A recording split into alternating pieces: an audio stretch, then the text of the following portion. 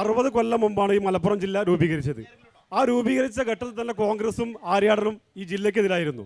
പക്ഷേ 2025 എത്തി നിൽക്കുമ്പോൾ നമുക്കറിയാം, നമ്മുടെ ഈ നാടിൻ്റെ ഇപ്പം നേരത്തെ സൂചിപ്പിച്ചതിന് ഈ റോഡടക്കം ഈ നാട്ടിലെ ഓരോ സ്കൂളുകളും നമ്മൾ ചെരുപ്പഴിച്ച് വെച്ച് സ്കൂളിൽ കയറുന്ന ഒരു സാഹചര്യം. അതിന് മുൻപ് ഇവിടുത്തെ ബെഞ്ചും ഡെസ്കും ഒക്കെ ഇളകിയിട്ട് സ്കൂളുകളൊക്കെ വിറ്റഴിക്കുന്നൊരു കാലം ഉണ്ടായിരുന്നു. അതിൽ നിന്ന് മാറി ഇടതുപക്ഷ ജനാധിപത്യത്തിലൂടെ ഒരുപാട് പുരോഗതിയിലേക്ക് ഈ നാടിനെ കൊണ്ടെത്തിയിട്ടുണ്ട്. അപ്പോഴാണ് കഴിഞ്ഞ പാർലമെൻറ്റ് തെരഞ്ഞെടുപ്പ് നടക്കുമ്പോൾ തൃശ്ശൂരിൽ BJPയെ ജയിപ്പിക്കാൻ വേണ്ടിയിട്ട് 86,000 വോട്ട് സാധാരണക്കാരായ ആളുകളുടെ വോട്ട് BJPക്ക് മറിച്ച് വിറ്റ പാരമ്പര്യമുള്ള ആളുകൾ. അത്തരത്തിലുള്ള ആളുകളെ മതനിരപേക്ഷ മനസ്സുള്ള ഈ നിലമ്പൂരിന്റെ ജനത എങ്ങനെയാണ് വിശ്വസിച്ച് ആര്യാടൻ ഷൗക്കത്തിനെ ഈ നിയമസഭയിലേക്ക് വിജയിപ്പിക്കുക എന്നുള്ളതാണ് ചോദ്യം. ശരി, അതുപോലെ തന്നെ പരമ്പരാഗതമായ ഒരു കോൺഗ്രസ് ലീഗ് എന്താ പറയുക ഭിന്നതയൊന്നുമല്ല, ഒരു വല്ലാത്ത മോശപ്പെട്ട ബന്ധം ഈ നിലമ്പൂരിൽ നിൽക്കുകയല്ലേ? അതും നിങ്ങളുടെ ഒരു പ്രതിബന്ധമല്ലേ? ഞാൻ നിലമ്പൂരിൻ്റെ പ്രശ്നം ചോദിച്ചാണ്. ആര്യാടൻ്റെ മകനും ലീഗും തമ്മിലുള്ള പരമ്പരാഗതമായ ശത്രുതയുടെ ഒരു തലം ഈ അടുത്ത കാലത്ത് മാധ്യമപ്രവർത്തക എന്ന നിലയ്ക്ക് നിങ്ങൾ ശ്രദ്ധിക്കുന്നതാണല്ലോ.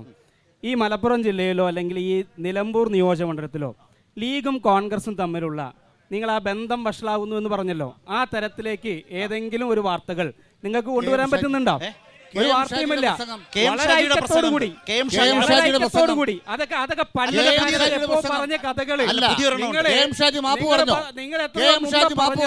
അല്ലല്ല.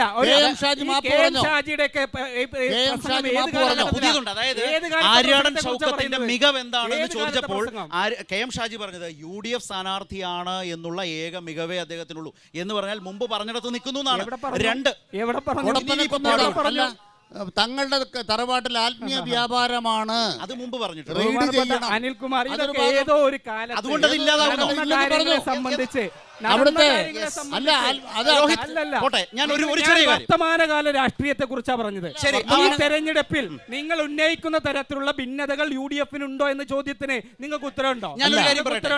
ഞാനൊരു കാര്യം പറയട്ടെ. ഞാൻ എൻ്റെ ആദ്യ വാചകത്തിൽ രോഹിതിനോട് ഞാനത് പറഞ്ഞു, ഞാൻ മറന്നില്ല. പക്ഷേ രോഹിത് അത് ടച്ച് ചെയ്തില്ല. പക്ഷേ ഈ ഭാഗത്ത് അത് പ്രസക്തമാണ്. എന്താ രോഹിത് ഇന്ന് ഈ പറയുന്നത് പോലെ ഇന്ന് ലീഗ്, കോൺഗ്രസ്, നിലമ്പൂർ, ആര്യാടൻ സ്പർദ്ധ ഇല്ല എന്ന് നിങ്ങൾക്ക് തെളിയിക്കാൻ വരുന്നത് എങ്ങനെയാണെന്നറിയോ? ഇന്ന് പാണക്കാട് കുടുംബത്തിൽ നിന്ന് ഒരാൾ UDFന്റെ കൺവെൻഷനിൽ പങ്കെടുത്തിരുന്നെങ്കിൽ ഒരാളും പങ്കെടുത്തില്ല. ഞാൻ ആദ്യം അത് പറഞ്ഞു, രോഹിത് അത് കേട്ടതായിട്ട് ഭാവിച്ചില്ല. ഈ ചോദ്യങ്ങളെ നിങ്ങൾക്ക് നേരിടാൻ കഴിയുമോ? രോഹിതിനോട് ഒരു വാക്കിൻ്റെ കൂടെ അതാണ് ഞാൻ ചോദിച്ചത്. അദ്ദേഹം പറഞ്ഞു പണ്ടെങ്ങോ ഞങ്ങളുടെ സ്ഥാനാർത്ഥി പറഞ്ഞു പോയതാണെന്ന്. ഞാൻ നിലമ്പൂരിലെ മനുഷ്യർക്ക് ഉറപ്പ് നൽകുന്നു, M സ്വരാജ് എന്നൊരു മനുഷ്യൻ ഒരു വാക്ക് പറഞ്ഞെങ്കിൽ വാക്കുമാറില്ല. അങ്ങനെ ഒരാളെ ഉള്ളൂ ഇവിടെ മത്സരിക്കാൻ. M സ്വരാജ്. ഷൗക്കത്ത് പറഞ്ഞതിൽ ഉറച്ചു നിൽക്കുന്നു എന്ന് പറയണം എന്നാണോ? ഉണ്ടെങ്കിൽ പറയണം.